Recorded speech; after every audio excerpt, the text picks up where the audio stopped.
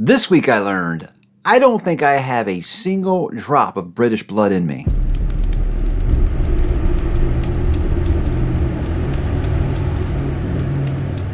Hey, what's up, bookworms? Mike back with another weekly update. This is about the midway point of May, and things are just getting very, very exciting, and I just can't wait to talk to you guys about everything that happened this week and what's going to be happening and all of the above and in between. Let's begin like usual, guys. Talk about what am I reading? Well, I did finish Song of Susanna by Stephen King. And every time I tell somebody that, they're saying, it sounds like the most exhausted I finished reading a book ever. I'm not going to go into it as much. I did it last week, guys. If you've been around the channel for a while, you know that this is probably my least favorite Stephen King book ever. Didn't change on a reread. The things that bothered me then still bother me now. Is it well written? Of course. It's Stephen King. He writes it well. His characters are very well developed. He just makes decisions in this book that really, really break a fifth wall for me. This was a book that just, when it came out, I was so anxious and excited. I'd waited so long for the series to continue. And after I read it, I was like this, waiting for book 7. Yeah, it was really, really deflating. Dark Tower is still, without a doubt, top 5 fantasy series all time for me because books 1 through 5 are incredible. Book 6, not so much. Book 7 does some things I like in it, some things I don't like in it. I actually like the ending, so it's a series that is always going to be dear to me. I'm always going to love the quartet. I'm going to love this world that he created. I'm always going to think about it. I mean, I still use high speech around the house. That Song of Susanna, it is the very essence of a miss for me. Still feel like he rushed it. He got spooked because, he got hit by that car and he was afraid of dying before he could complete the series. And he did books 5, 6, and 7 like back to back to back. I feel like if that had never happened, he'd probably just be putting out book 7 like now. Like at this point in his life is when book 7 would have probably went out. And I'll stand by that forever because decisions he made in here, I feel like if he had had time to think about it, he wouldn't have made the same decisions. And that's a hill I will die on. And no one can change my mind on that. Look, that's a thing that a lot of people, they binge this series. Like, I don't see why you have this problem with Song of Susanna. That's awesome. I want people to love things. For me, huge miss, and it was misery rereading this. It really was, because it reopened a lot of wounds that those scars have never healed. Really, just scars don't really heal. I guess scars fade, right? Wounds heal, scars fade. Those scars were still very, very, very prevalent, and I feel like they're more visible now. And that's kind of my last word on it until I do my Into the Multiverse on it, which probably will be just a swell time. I mean, everyone's just going to love it. So after I finished that, guys, I picked up my next read, which was Rivers of London by ℚ𝕤𝕤𝕤𝕤, a series I hadn't even really heard of until I started doing that, urban fantasy series that I'd like to try. And this one came up a lot, so much so that I went ahead and I rushed it to the list because Laura over at ℓ did send me one. So I thought, okay, that'd be a perfect opportunity to go ahead and try this. Me and Brian over at BellTube are reading this right now, and we're texting back and forth about it. And I don't want to out Brian's opinion on this book, but mixed at best, I think. Here's what I'm going to say about this, and I want people to understand I love English people. I love the British. I think they're some of the nicest people I have ever met. So I don't mean this as an insult. What I am saying is this book is very, very British. Like, so much British that something like Harry Potter or Doctor Who seem like just fun American romantic comedies by comparison, because this has so much slang and just the use of language in a way that, like, I kept thinking, okay, I'll keep reading and maybe it'll make more sense. I'll get used to his writing style in a while. And his writing style, there's nothing really wrong with it. There's just so many things. It's so overtly British where I'm just like, I feel almost kind of left out here. And I appreciate he doesn't dumb it down to hold us Americans' hands or anything like that. And I don't mean that it's like super, super smart. I just mean it's just something where it has that feel of like, I feel so out of place here. And I don't have to understand the world really to get into it, but there's just something about the lingo in here, or something about the plotting, the pacing, or something about this world that's just not really clicking with me. And it breaks my heart to say I'm thinking about DNFing it. I really am. And it's not because he's not a great writer or something like that. It's a me thing, guys. I'm just not understanding everything going on here. I feel like I should be sipping tea while talking about the Queen of England and watching some Manchester United or something. Is Manchester United in the UK? I don't even know. That's how much I know about football. I know American football, guys. So again, maybe it's just my low IQ American shining through. I don't know, but it's just a struggle, and I didn't expect that in an urban fantasy series. And I will also say, if I have a real criticism of this, is obviously you're going to get the comparisons to Dresden Files. Anytime you have an urban fantasy series in a normal setting, I think you're going to get the urban fantasy Dresden Files comparison. With this, if people had a problem with Harry's male gaze in this might not be exactly what you're looking for, because he lets you know what he's thinking about the women in his life, and he lets you know quite frequently. So if that's something that bothers you, I'd be on the lookout for that. That doesn't bother me. I'm a guy, and if you were in guys' heads, you would probably hear a lot of things you don't want to hear. Okay, I'm being complete. I'm not trying to out the male race here, guys. I'm just letting everyone know, yeah, we have thoughts that you probably wouldn't like to hear. So I can appreciate him putting that in the book, but I can understand why that would chase some people off. That's not what's chasing me off. What chased me off is just like, I do not get the UK lingo, like, at all. And I think this is one of those, is if you've been to these places in London, you probably will, like, all over some of this. For me, it's just not clicking, and I do think Brian feels similarly. I think I forget exactly what it was he told me, but he said it was more British than something, and it made me laugh out loud when I did read the text. So Brian has a strict no DNF rule, so I think he's going to finish, and he might have to tell me. I haven't made that decision yet, but more and more I'm eyeballing my next read, and we'll talk about that next here in a second. But yeah, this was a big surprise, because I thought this was going to be a really, really big hit for me. And right now, I don't know, maybe I'm too stupid or too American or both. I don't know. It's just not really clicking for me. That next read that I'm eyeballing, of course, is the ℂ𝕦𝕤𝕣𝕠𝕜𝕤 pick for this quarter, which is Stress. Oh, that's very glary. Stress of Her Regard by Tim Powers, author that has been recommended to me for a long, long time. And I've always joked that Christopher Rocchio is kind of like his Paul Heyman, his hype man. It's a WWE term if you don't know. Paul Heyman comes out because Brock Lesnar wasn't very good at talking, and he would just hype up. He used to be his hype man, and he would just hype up Brock Lesnar. That's kind of been Christopher Rocchio for Tim Powers for me, just like all the time talking about how Tim Powers is the greatest. And so when he was actually here in town in the Woodlands, and I moderated for him, he was going around Barnes & Noble and bought this for me to read. So I thought it'd be a good idea to throw it in ℂ𝕦𝕤𝕤𝕤. And if anything, it's a good entry point, I think, for Philip to read some horror, because it is a vampire story, but it's fantasy horror. But you've got a lot of traditional, famous English poets in there, like Shelley and Keats and Lord Byron. So I think that'd be a great thing for Philip. So I'm sure while we read this, Philip's going to teach me some things about some late English poetry, and it's going to be fun. I can look forward to it. I always love learning from Philip, and I think this book will do that. But that'll be the last books I've got on the schedule for May. If I finish that before the end of the month, the first read I'm going to read in May. It's not really a spoiler if you guys are waiting to know what I'm going to read in June. I've been telling you I'm going to do a Ronald Malfi book every month until I get caught up on his bibliography. December Park is the one that I have scheduled next for Ronald Malfi, and that would be a June read. If I start a little early in May, hey, no one's going to tell. With Ronald Malfi, with this one, I think December Park, people have told me they think it might be his best coming-of-age story. And I've kind of read the synopsis, and apparently the protagonist, the group of friends, are all the same age I was at that time period, the early 90s. So I think that's probably going to click with me quite well, as most Ronald Malfi seems to, and I'm excited to continue. This week on the channel, I did put out my review for The Devils, Joe Abercrombie's newest book. I did go to a signing. I'll talk about that here in a second. But as for The Devils, it was different kind of review, because I don't know, I've gotten a lot of negative feedback because I like the book. And what I mean by that is Bookborn and Library of a Viking, love them. They are great reviewers, even better people. I think they're just super awesome. I enjoy both of their work. But both of them had mixed to maybe somewhat negative reviews of The Devils.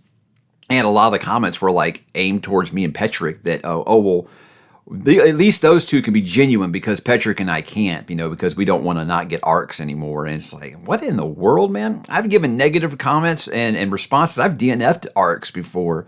And I've said that if authors and publishers don't want to send me a review copy anymore because I wasn't super high on a book, so be it. That's fine with me. I'm never going to lie or bullshit. in a review. So I don't know why, but for some reason, people have really, if you like The Devils, a lot of people have been jumping down your throat about saying like, oh, you're a shill, you're paid. One guy says, guaranteed I was paid because the book was woke trash. I don't know. A book that's got a female pope in it, apparently that's too far in a book that's got, horny vampires and necromancers in it. But, or I'm sorry, horny werewolves. Vampire's not quite so horny. I don't know. You read and you tell me. But with The Devils, it's a book I enjoyed quite a bit. And I talk about why in there. And no, I mean, I just made a video this week talking about a Joe Abercrombie series I didn't like. So, I mean, if it's ever comes to the point where I bullshit you guys about an author just because they sent me an arc, it's time to shut the channel down, because that's not what I created the channel to do. It's to give my honest opinions to you guys, and I think an informed information, an informed review about why I think that you would or would not like it. And that's kind of what I do with The Devils. I tell you the things I liked. I tell you the things that probably might not work for some people and haven't worked for some people. And you decide. That's always going to be my format here.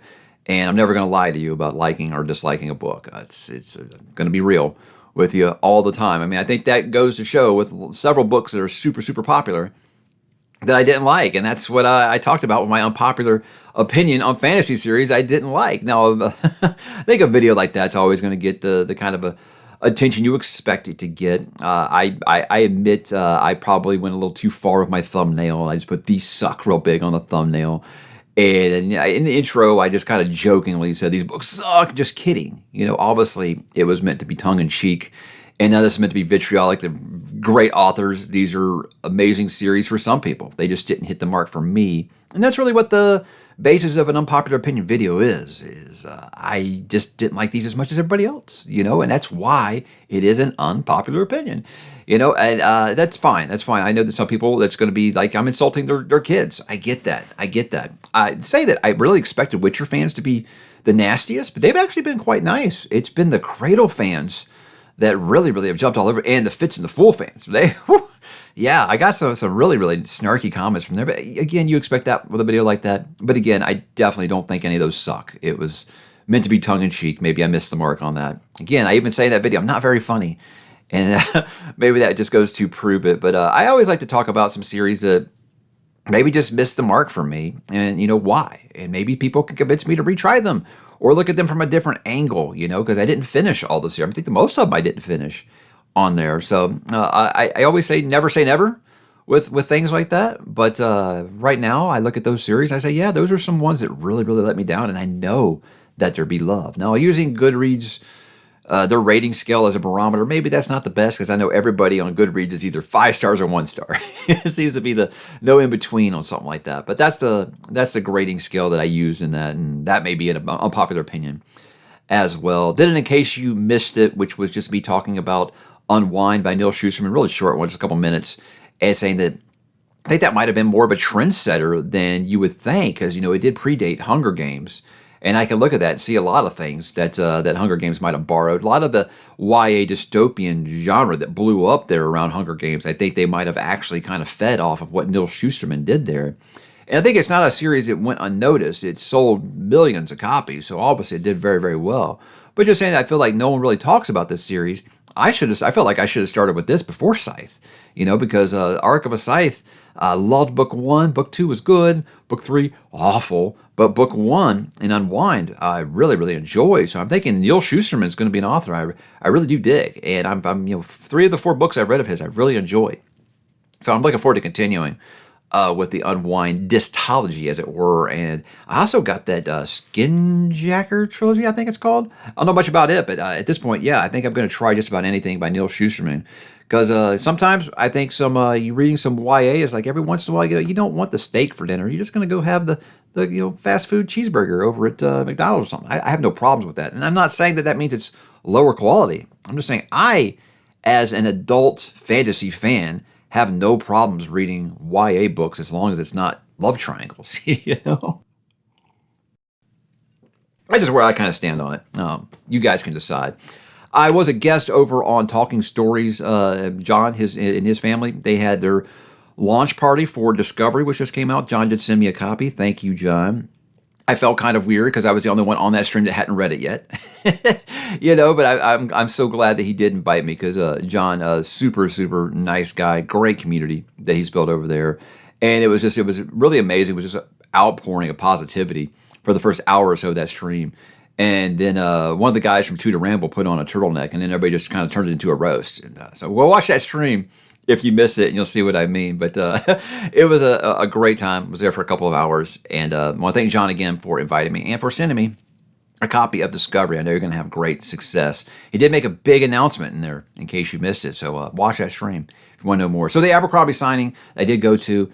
Great time, obviously. It's always a good time meeting viewers of the channel, people that are fellow Joe Abercrombie fans, and of course, meeting the man himself who did recognize me before I got up in there in line. I mean, he just kind of pointed at me and said, "I know this joker." So, yeah, that's always a comforting feeling when Joe Abercrombie says something positive to you. Not like, hey, everybody needs to kill this guy, which is possible with Joe. But Joe and I are going to be talking here soon. And I'll talk about that here in next week plans in a second. But a great event hosted by, moderated by C. Robert McGill, I think his name is. It's a guy who wrote Sinister and Doctor Strange.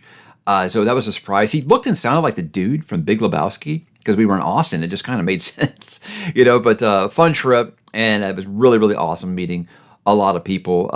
Kind of a highlight for me was really funny. It was a lot of people obviously were saying, hey, I love the channel. And it's always weird to me to hear that because, where I'm at, no one watches the channel. So it was really, it's always unusual. It's happened to me when I went to I moderated for Chris Rocky on Ryan Cahill. A lot of people coming up, hey, I love the channel. Can I get a picture with you? Things like that. And at one point, a guy comes up, and I think he's just going to say the same thing. Hey, I like the channel. And he's like, can I ask you a question? I'm like, sure. He's like, are you famous or something? I just started laughing. I was like, no, why? He's like, everybody's like asking you to take selfies and stuff. So I should have played it up and like, oh yeah, you don't know me?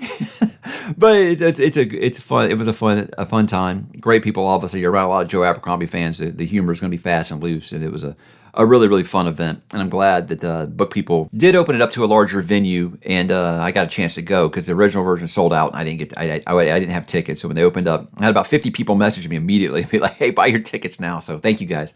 It's really awesome. It was really awesome to meet those of you that did say hi. I appreciate it, and it's awesome. It's awesome. It's awesome to hear people say really nice things about you, obviously, but to meet people that were just have like mine. They love Joe Abercrombie and they just kind of want to talk about fantasy books. That's what I'm here to do, guys. And I appreciate you guys watching forever. So next week plans, got a couple things rolling here. I'm kind of got to the point where we're going to be taking that trip here soon. So I got to start kind of planning ahead a little bit. I've got a plan for a book series, I don't know what to call it yet. Kind of taking a look at some of the books that I would say shape my life. It's not my favorite books of all time, but books that influenced me greatly. Books that really changed my opinion, changed my worldview. Books that really changed, I think, who I was as a person in my formative years, really formed the person I was going to be. I think there's several books like that I look at and say, yeah, I think I got kind of my worldview or had my third eye opened or, just really changed the way that I approach certain things. I want to kind of talk about some of those books that are really special in that way. And again, it's not just that these are my top books of all time, but these are books that were very influential to who I have become as a person. Now, as far as what those books are going to be, it's like, oh, well, now I got to actually think about what those books are. I have several, but to kind of in a way to talk about how I think they've affected me in a way that has changed who I am as a person at this point in life. I think that could be a fun conversation to have, but I'm just not quite sure exactly what that video is going to be yet, but I do plan to get that out sometime this week, as well as my June TBR plans, because it's going to be a wild month in June. Got some things on there I never would have expected, but it's going to be an interesting month for sure, and I'm excited to talk to you guys about it. And if you want to read along with me, that's always the way to do it. And I talked about we're going to be having a chat with Joe Abercrombie. We're trying to work this out with our schedules because I work during the day. He's doing these book signings at night on his book tour. So we're trying to work out the schedules. We're thinking next Friday he has an early discussion in Chicago, and he might be free that evening. So if that happens, guys, Friday night, the 23rd, I think. Don't quote me on that. Who needs accurate information? But Joe and I will be talking, and I'll do that StreamYard Live. So if you guys want to get in the chat and try to get a question up for ℓ𝕬𝕠𝕟𝕠𝕜, I think that would be the best time to do it. If we can't get it to work out, just when he goes back across the pond, we'll get something together. But we're going to talk for sure. And every time we get a chance to talk to Joe Abercrombie, it's going to be a fun time. You have to be realistic about these things, and schedule is one of those, but I can't wait to do it. Some TV and movie talk things quickly before I go. Didn't really do a ton of TV watching. Lots of work stuff going on right now. I don't want to talk about that because it's work. Who wants to talk about work while you're having a good time? But work has been something right now. I do want to give a kind of a shout out to Final Destination Bloodlines. It's a hit. It's a hit with audiences. It's a hit with critics, which is unusual for a horror movie. That almost never happens. It's supposed to open to its biggest opening ever, a 50 million plus opening for the 6th movie in a horror franchise that hasn't had a new movie in 15 years. That's impressive. So I just want to give it the credit that it deserves because I'm excited because, look, I only watched the first 3. And I just kind of tapped out after that. I got the Blu-ray set, and I'm going to kind of continue watching all. I'm kind of watching them with my oldest son right now. We watched the first 2. But I'm excited to eventually get to it because this is basically the farewell to Tony Todd. This was kind of his last appearance because they knew that he was going to be passing away soon. He did pass away late last year. And obviously, that guy's a legend. I mean, that's Candyman. But I feel like he kind of really established himself as... was it William Bulworth? Is that his name? His name in the Final Destination series? We always speculated that he was Death. You know, he was the Grim Reaper. You know, I think that's been shot down. But just the last chance to see Tony Todd in the series, obviously, I think is a draw because the guy's a legend, horror icon, one of the greatest voices in all of movies. Done tons of voice acting and things. I loved him on Star Trek, Deep Space Nine. He had one of the best episodes ever over there. But just a true legend, and I just want to kind of pay my respects to him, and I want to watch this whole series. But again, anytime you got a horror franchise that's going this long, with this big a gap between movies, and you're putting out quality movies, and they're being well received by audience, by paying audiences, that's just great for the genre. I want horror films to continue to thrive, not just because they're artsy A24 stuff. And if you like that stuff, that's great. That's not my brand of horror. I like some, I dislike most. But for me, just the straight up, just a good time slasher films, accidental death movies like Final Destination, I'm always on board for it. Just like an X-Files or Twilight Zone episode gone wrong. It's kind of what the Final Destination series always kind of seemed like to me. It sounds like this is another step in the right direction. It's successful enough that I imagine they're going to be making more. It's not going to be 15 years before the next movie, so just want to kind of give it a shout out. Other than that, guys, not really doing a ton. Started playing the Resident Evil 3 remake. It's finished 2, and my youngest son is just obsessed with zombies. So I was the irresponsible parent, and I let him, my 10-year-old, I'm letting him watch me play these, and he is like so into it. It's like watching a movie to him. He loves it, but he is absolutely freaked out by Nemesis in Resident Evil 3 because he can just like crash through walls at any time. He actually I saw him jump this far off the couch watching me play yesterday. So it really, really does a great job of just making you just completely anxious when Nemesis is chasing you. And the thing was, I played this back in the 90s on PlayStation 1. I was like, I don't remember being this damn nervous playing the game. So I know a lot of people were kind of down on the Resident Evil 3 remake because it's just so short. And that was my criticism of Resident Evil 3 when it came on the PlayStation 1. Is I was like, Code Veronica kind of seems like Resident Evil 3 to me. But the remake, it looks great. And I know it's probably going to be short. I'm probably halfway through it already. And I think that was kind of a letdown for people. After what they did with Resident Evil 2, it had so much. Resident Evil 2 is just one of the greatest of all time. It's hard to beat that. So Resident Evil 3 being so short, I guess they thought for the remake they might actually add some stuff to it and make it longer. But I think it is only like a good 6-hour game. But it looks awesome, and I'm having a great time with it. And looking forward to playing 4, because like I said, I never really played 4. It's been one of my greatest regrets, I think, is not really getting into 4 when it came out, because I think everybody considers it like one of the best action games ever and one of the best Resident Evil games. So we will see. I got my oldest Bloodborne. He's 100% everything on Elden Ring. And it's his birthday on Monday. I'm going to have a teenager on Monday, guys. Can you believe that? A teenager. I was kind of thinking, I'm not old enough to have a teenager. And then I look in the mirror, I edit these videos. Hey, yeah, you are. You're old enough to have a teenager.